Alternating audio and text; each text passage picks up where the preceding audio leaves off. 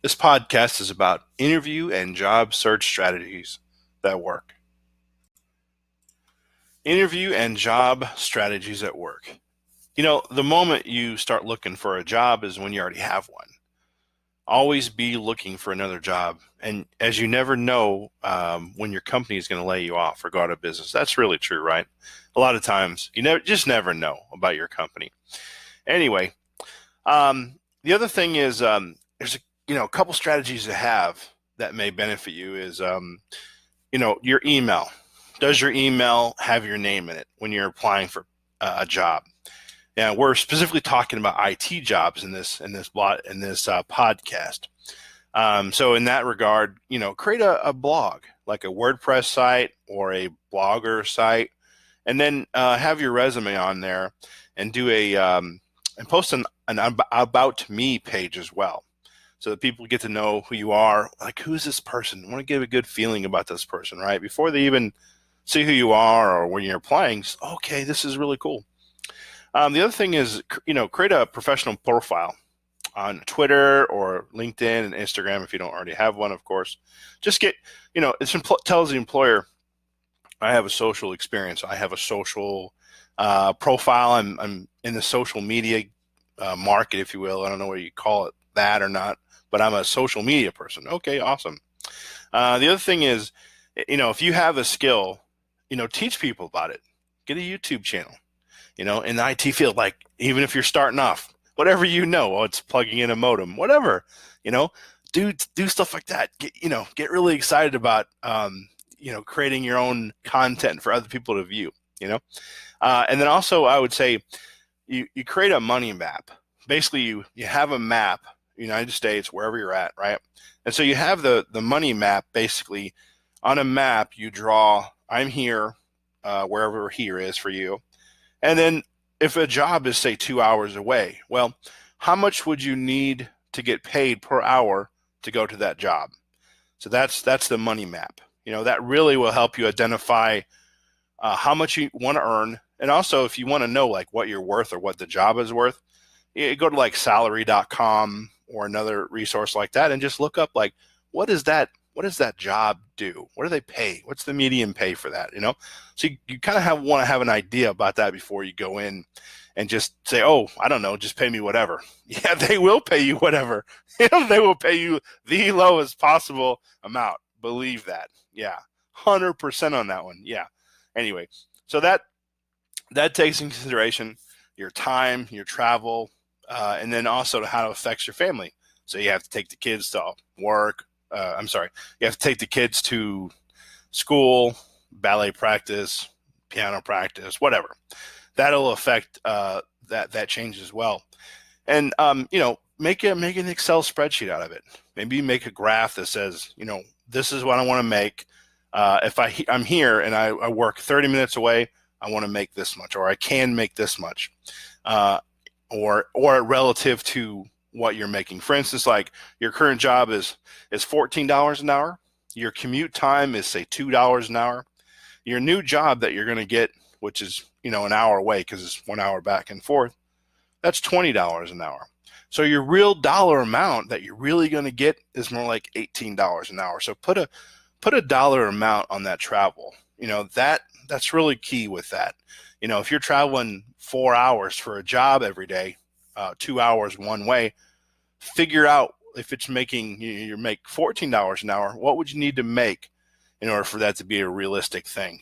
Yeah, you want to really talk about that and develop a strategy for that. The other thing is create like a list, like a tracking list that I've applied at this many job boards, this many companies I put my resume on, so you can track who have I sent my resume to, who, and also put in there your target rate. I put in this, you've put in this, like for instance, Dice. You've put in like, say, whatever your dollar amount is, and make a chart of that and remember it, because a lot of times recruiters will go and say, okay, that's the rate you make, and they'll reference like, okay, they're going to sometimes base their target off of what you put in that dice.com or whatever, indeed.com, what do you want to make per hour. The other thing is create like a a phone call, an interview tracker list. You can even record calls. That's probably highly recommended. When you have a recruiter that's calling you, or pretty much an interview, when you go over an interview, record that call, and then go over and say, what did I do right? What did I do wrong with that? The phone call, you'll identify who's calling you, what is the location of the job they're calling about, what's the hourly rate they're going to pay, what's the hourly rate you want to pay, what you've told them basically. Also, it tells you like what is the job requirements, what is my expectations, what certifications do I need, and also be keen on your tone of voice. What is your tone saying? Are you really high pitched? Are you talking really fast? Or are you like, okay, let's just calmly talk about this?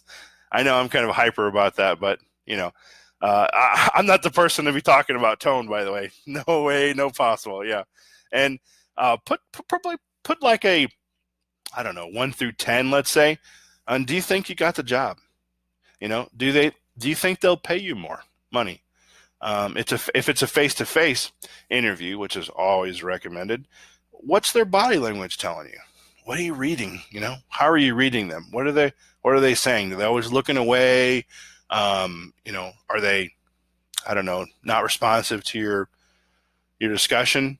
You never know. And then, of course, you listen to your voice tone. I made a talk about that. Do you sound confident when you talk to them? On the phone? Are you like, yeah, I'm really confident about my skills? And probably, it develops your elevator pitch a lot of times. Like, what's my core job skills in 1 minute? Okay, I'm good at this, whatever that is. Okay, good.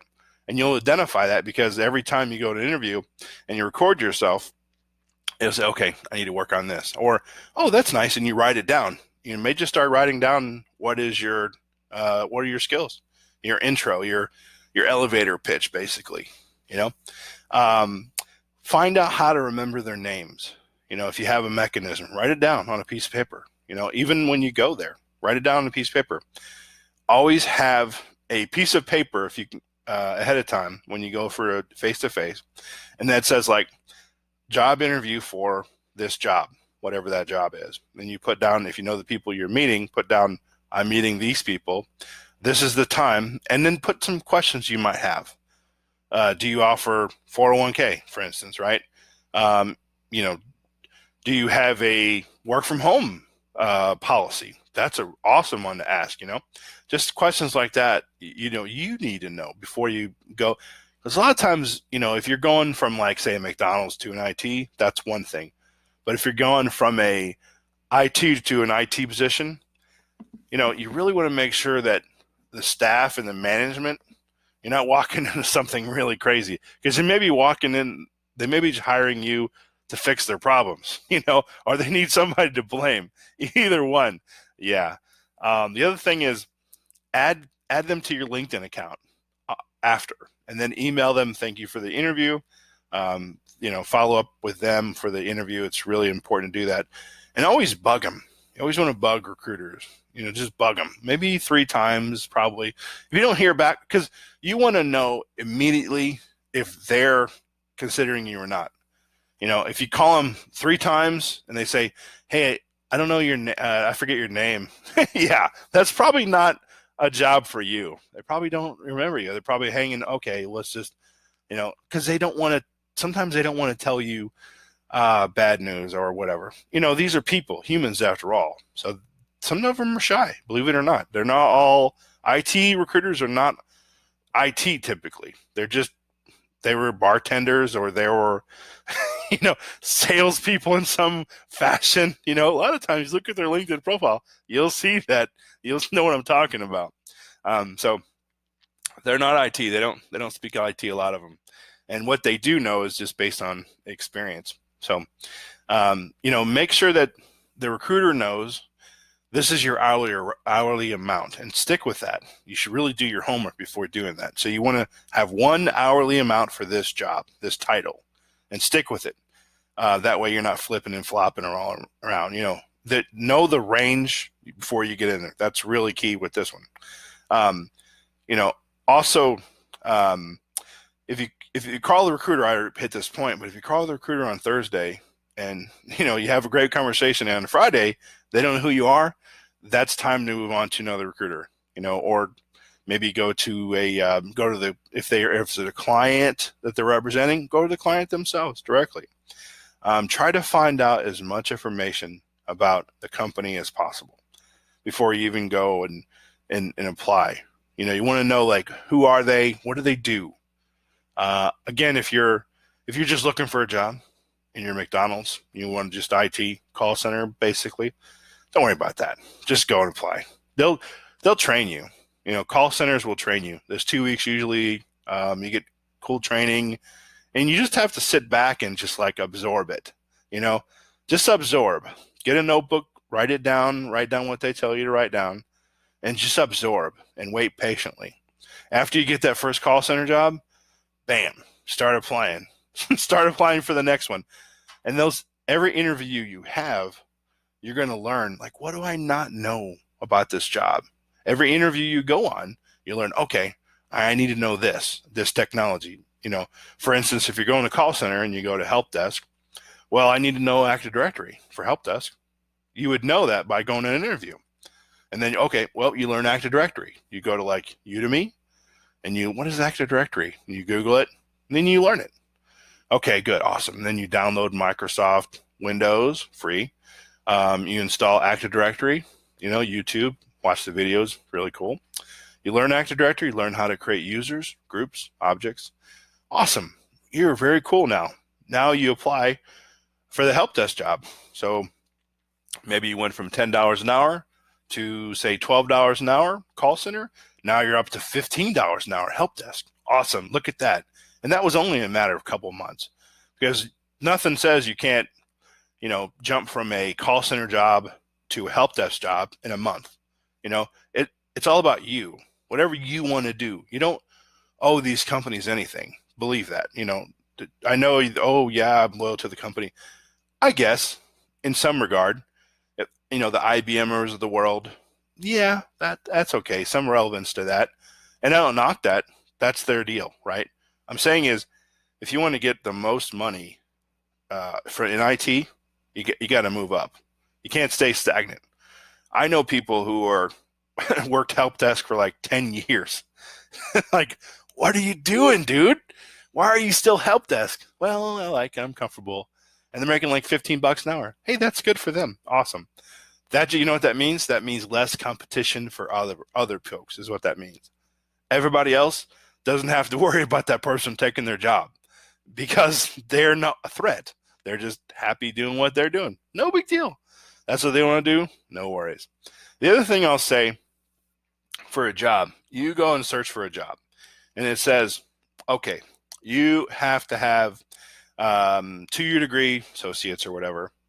You have to have a CCNA, for instance, right?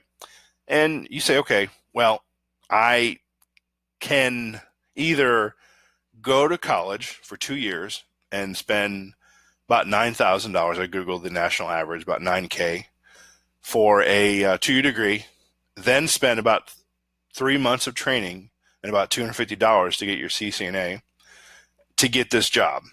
Or you can bypass that whole associate's degree deal nonsense for that job and say, I'm just going to get a CCNA and save about $9,000. And then I'll just get a job at some other competitor of this company, you know?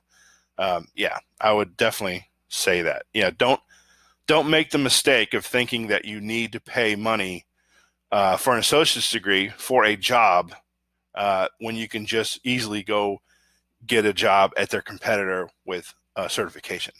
Always keep that in mind. What does the job say? Because a lot of jobs say bachelor's degree, associate's degree. You know, if you have the skills, if you have the knowledge, they're going to hire you, irregardless of that degree. I've seen it how many times.